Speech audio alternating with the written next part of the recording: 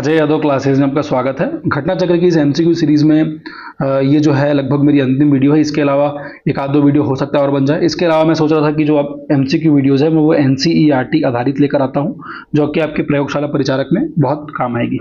Start करते हैं पहले क्वेश्चन से कि राइबोफ्लेविन की कमी से निम्न में से कौन सा रोग हो। सबसे पहले सर, राइबोफ्लेविन है क्या? राइबोफ्लेविन एक्चुअल में विटामिन B2 का रासायनिक नाम है। किसका? तो मैंने कहा विटामिन B2 का रासायनिक नाम है। अब ऐसा है ना कि रासायनिक नाम मैंने पूछा, इसका मतलब ये इंपॉर्टेंट हो गया कि आप सभी विटामिन के ABCD के आप सभी प्रकार के उनका रासायनिक नाम को याद कर लेंगे। जैसे अब B2 का हो गया, B1 का आप सभी को पता है, उसको हम लोग थाइमिन कहते हैं। ठीक है। स्कर्वी जो है, स्कर्वी आपको पता है ये विटामिन C की कमी से होता है। बेरी बेरी विटामिन B की कमी से होता है। विटामिन D की कमी से क्या होता है? D की कमी से रिकेट्स होता है। विटामिन A की कमी से क्या होता है? A की कमी से होता है नाइट ब्लाइंडनेस, अंधरौती बोलते हैं, वो होता है। फिलहाल हम लोग राइबोफ्लेविन में चलते हैं, और राइबोफ्लेविन जो है वो B2 का रासायनिक नाम है। अब इसकी कमी से ना एक बीमारी होती है जिसको बोलाता है किलोसिस। क्या बोलाता है? किलोसिस। तो ये जो क्वेश्चन है ये अच्छा क्वेश्चन है, और इस प्रकार के क्वेश्चन व्यापम जरूर पूछने की कोशिश करेगा। ये मैंने थोड़ा सा उनके स्रोत के बारे में चर्चा करना चाह रहा हूं मैं, कि उनके जो स्रोत है वो कहां से हमें मिलते हैं, उनके बारे में आप चर्चा कीजिए। तो B6 मुझे कहाँ मिलेगा? कौन सा सुमेलित? अच्छा, नहीं है पूछा गया है। ठीक है, नहीं है पूछा गया है।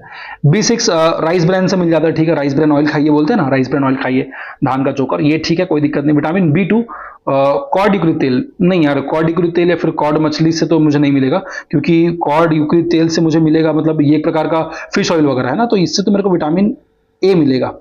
फिश मतलब आंख के लिए तेज बोलते हैं, तो ये मुझे वहां मिल जाएगा। विटामिन A हो गया, या फिर विटामिन D हो गया, कॉड युक्तित तेल है तो। विटामिन E गेहूं आकार तेल, गेहूं अंकुर तेल, ये भी ठीक है। अंकुर तेल ये तो ठीक है, इसमें कोई दिक्कत नहीं है। विटामिन K अल्फाल्फा, ये भी ठीक है, इसमें कोई दिक्कत नहीं है, ये मुझे उनसे मिल जाएगा। बट विटामिन B2 वाला जो ऑप्शन है वो थोड़ा सा गलत है। विटामिन B2 मतलब कॉड यकृत तेल जो लिखा है ना, उससे मेरे को विटामिन A के लिए ज्यादा बेनिफिशियल मुझे दिखेगा। ठीक है। उसके बाद अगले क्वेश्चन को चलते हैं कि विटामिन जो रक्त के थक्के बनाने में प्रभावी होता है। ये one of the easiest question है, और ये कई एग्जामिनेशन में इसको पूछा जा चुका है। तो ये एक्चुअल में विटामिन मेरा K है, vitamin K। Vitamin A, B, D का पता है आप लोगों को कि उनके क्या फायदे हैं। A मतलब आंख की रोशनी के लिए अच्छा है, D हमारे बोन्स के लिए अच्छा है, विटामिन B हमारे खून के लिए अच्छा है।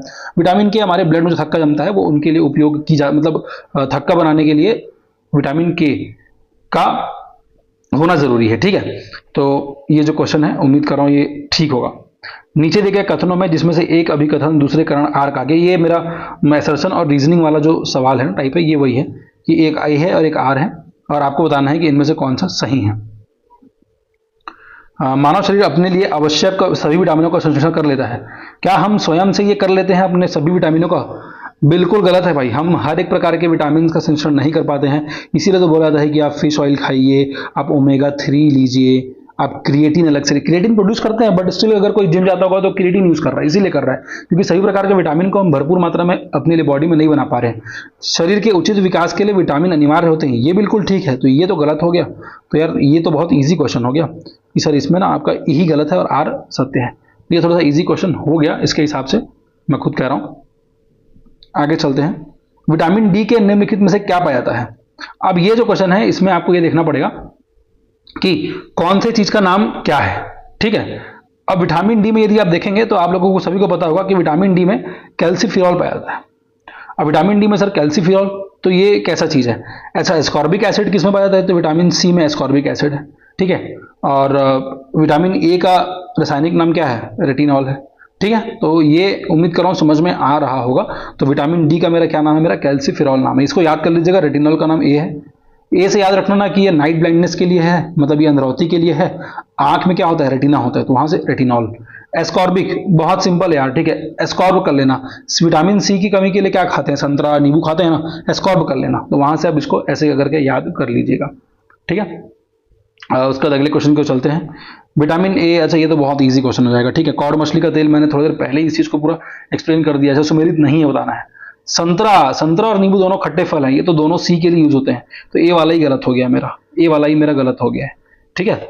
और विटामिन D, मैंने बताया ना मछली के लिए विटामिन D थोड़ी देर पहले बताया था, विटामिन A और D के लिए मछली का तेल यूज होता है। विटामिन B6 धान का चोकर, ठीक है, इसमें कोई दिक्कत नहीं। विटामिन B6 में तो थोड़ा सा एक्चुअल में फाइबर चाहिए बॉडी को, और फाइबर के लिए मेरा धान का चोकर आई गेस सबसे बेस्ट ऑप्शन है, अच्छा ऑप्शन है, सबसे बेस्ट तो नहीं, अच्छा ऑप्शन कह सकता हूँ। ठीक है। सुमेलित कीजिए, अच्छा मिलान करना है। सूखा बहुत ईजी यार, जहां बेरी बेरी आया आप बेरी बेरी को डायरेक्टली आप मिला दो किससे, इससे सीधा। स्कर्वी आया, स्कर्वी को आप इससे मिला दीजिए।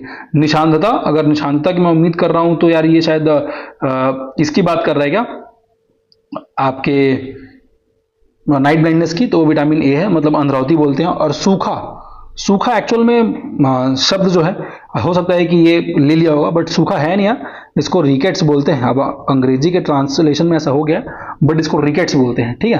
तो डायरेक्टली मिल गया ये तो 1 2 3 4, तो ये इजी क्वेश्चन हो गया, डायरेक्टली मिल गया है तो, ठीक है। उसके बाद मिलते हैं कि विटामिन B12 सूची में दिए कूट का मिलान कीजिए, ठीक है। उसमें ये बताना है कैल्सीफेरॉल, आप जान रहे हैं, हेमोग्लोबिन, हेमोग्लोबिन में क्या होता है, आयरन होता है, हेमोग्लोबिन में आयरन। उसके बाद आपको बताना है विटामिन B12 में क्या होता है, और चैल्कोपाइराइट में क्या होता है, ये सभी आपको इसका मिलान करना है। उम्मीद कर रहा हूँ ये क्वेश्चन आप लोगों ने पढ़ा होगा, और नहीं पढ़ा होगा तो कर लेते हैं।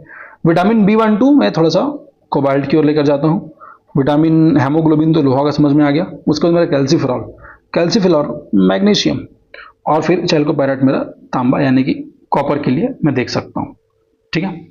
उसके बाद आगे आगे क्वेश्चन की ओर बढ़ते हैं। निम्नलिखित में से कौन सा जैव रूपांतरण मानव शरीर को अधिकतम ऊर्जा प्रदान करता है। अच्छा, सबसे पहले तो क्या है कि इसमें ये जानना पड़ेगा कि सर एडीपी क्या है और एटीपी क्या है, ठीक है। अगर यही क्लियर नहीं होगा कि सर एडीपी क्या है, एटीपी क्या है, तो थोड़ा सा दिक्कत होगा। अच्छा, एटीपी तो मेरा एडिनोसिन ट्राइफॉस्फेट है, ये मुझे पता है, ठीक है, कि सर ये मेरा एडिनोसिन ट्राइफॉस्फेट है। एडीपी क्या है, ये एडिनोसिन तो है, ये ट्राई था ना, तो ये डाइफॉस्फेट है। ऑप्शन भी जो मैं पकड़ा हूं ना वही सही है। थोड़ा एक्सप्लेन करने की बात करोगे ना, तो इसमें ऐसा है कि हमारे अंदर जो भी एटीपी होता है उसमें वाटर के साथ संश्लेषण होगा और वो एडीपी बनेगा, plus pi plus energy release होता है, ठीक है। क्या होगा कि एटीपी का मतलब मैं जल अपघटन कर दूंगा, अगर मैं उसमें थोड़ा सा कर दूंगा तो वो एटीपी जो है मेरा क्या बन गया, मेरा एडीपी बन गया, और साथ में एक क्या बोलते हैं अकार्बनिक फॉस्फेट भी निकल गया, ठीक है, मतलब बाइकार्बनिक फॉस्फेट भी निकल गया, और यहां पर से जो मेरा एनर्जी है वो प्रोड्यूस होता है, ठीक है। अब ये एनर्जी जो प्रोड्यूस हुआ है ना, उसको मैं बोल रहा हूं कि मानव शरीर में क्या करते हैं हम लोग उसको भाई यूज करते हैं, ठीक है। तो समझ में आया होगा, अच्छा क्वेश्चन था, थोड़ा घुमा देने वाला था, बट क्वेश्चन जो है वो अच्छे लेवल के हैं। यह हेमोग्लोबिन की चर्चा हो रही, ठीक है, हेमोग्लोबिन की चर्चा कर लेते हैं।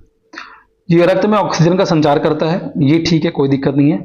यह लौह युक्त यौगिक है, हाँ ठीक है, इसमें आयरन होते हैं, बोलते हैं ना, आयरन की टेबलेट खा रहे हैं। यह कुछ रोगों के प्रति प्रतिरक्षा प्रदान करता है, नहीं ऐसा कुछ नहीं है, वो तो WBC का काम है, ठीक है, वो हेमोग्लोबिन का काम नहीं है भाई। WBC RBC का काम हो सकता है, लेकिन हेमोग्लोबिन का प्रतिरक्षा काम नहीं है। तो जिसमें भी 3 है उन ऑप्शंस को हटाओ और एक ही ऑप्शन बचा मेरा, ऑप्शन नंबर डी। यह रक्त को लाल रंग प्रदान करता है, हाँ ये भी ठीक ऑप्शन है कि वो रक्त को लाल रंग प्रदान करता है, ठीक है। इसके अलावा और क्वेश्चन है क्या, और क्वेश्चन है, रक्त समूहों की खोज किसने की थी। बहुत इजी यार, ये तो लैंडस्टर जी ने किया था। हमारे जो भी रक्त समूह यानी कि O है कि A है कि B है, प्लस है माइनस है, प्लस है माइनस है, AB है, जितने भी प्रकार के जो खून का अमाउंट है, सॉरी टाइप्स है, उन सभी को खोज। प्रतिवर्ती रिफ्लेक्स एक्शन के नियंत्रण केंद्र कहां पर होते हैं, ठीक है। क्वेश्चन जो है अब थोड़ा सा मैं ब्रेन से ले आया हूं, यानी कि मस्तिष्क से ले आए हैं हम लोग, और उसका जो पहला क्वेश्चन है वो डायरेक्टली थोड़ा सा घुमा देने वाला है, रिफ्लेक्स एक्शन की बात कर रहे हैं, ठीक है। तो रिफ्लेक्स एक्शन के लिए ब्रेन का ये क्वेश्चन, सबसे पहले तो रिफ्लेक्स एक्शन कहां पे होगा, तो सर सबसे पहले तो स्पाइनल कॉर्ड में, ठीक है। स्पाइनल कॉर्ड मतलब ये एक्चुअल में कंट्रोल करता है क्या चीज को, हमारा जो भी रिफ्लेक्शन है उसको, ठीक है। तो याद रखना, अब ये स्पाइनल कॉर्ड मेरा ऑप्शन में दे दिया, अच्छी बात है, बाकी सभी चीज को आपको जानना पड़ेगा कि सेरेब्रम का क्या काम होता है, सेरेबेलम का क्या काम होता है, नर्व सेल का क्या काम होता है, ये सब आपको याद करना पड़ेगा, क्योंकि ये क्वेश्चन जो है ना ये कई बार पूछा जा चुका है, तो इसीलिए थोड़ा सा इंपॉर्टेंट क्वेश्चन तो है ही। मानव के मस्तिष्क में स्मरण क्षमता कहाँ होती है, स्मरण क्षमता जो है ना ये एक्चुअल में मेरे सेरिब्रम में होती है, ठीक है। सेरिब्रम में जो भी हमारी अच्छी क्रियाएं होती है वो सभी मेरे सेरिब्रम में स्टोर होती है। जो भी एक प्रकार से स्मरण क्षमता हो गया या जो भी हम कार्य करना चाहते हैं वो सभी हमारा सेरिब्रम में, ठीक है, सेरिब्रम में क्या होगा मेरा हमेशा स्टोर होते रहेगा, ठीक है। उसके बाद और क्वेश्चन है जनन ग्रंथि, पीयूष ग्रंथि, अग्नाशय, अधिकृत, ये आपको कूट का सही मिलान करना है आपको, ठीक है। और सही मिलान कर देते हैं। जनन ग्रंथि क्या होता है ना कि अब दो प्रकार का चीज़ बताता हूँ यार। एक तो होता है मेरा प्रोजेस्टेरॉन होता है या ओजेस्टेरॉन होता है, और एक मेरा टेस्टोस्टेरोन होता है। तो टेस्टोस्टेरोन भाई मेल के लिए है, अब फीमेल्स के लिए क्या क्या है, तो यार प्रोजेस्टेरॉन है और ओजेस्टेरॉन है। तो ये डायरेक्टली मैं मिला देता हूँ। बहुत डिटेल में समझाना नहीं चाह रहा हूँ क्योंकि मैं वीडियो को लंबा बनाना नहीं चाह रहा हूँ। इसके अलावा यदि आपको चाहिए कि सर आप थोड़ी डिटेल में इनको पढ़ा दीजिए, तो मैं अलग से वीडियो आपके कहने पर ले आऊँगा। पीयूष ग्रंथि जो है आपको पता है कि हमारे वृद्धि के लिए इंपॉर्टेंट है, ठीक है, ये हमारे वृद्धि के लिए इंपॉर्टेंट है, जो भी ग्रोथ हार्मोन बोलते हैं पीयूष ग्रंथि।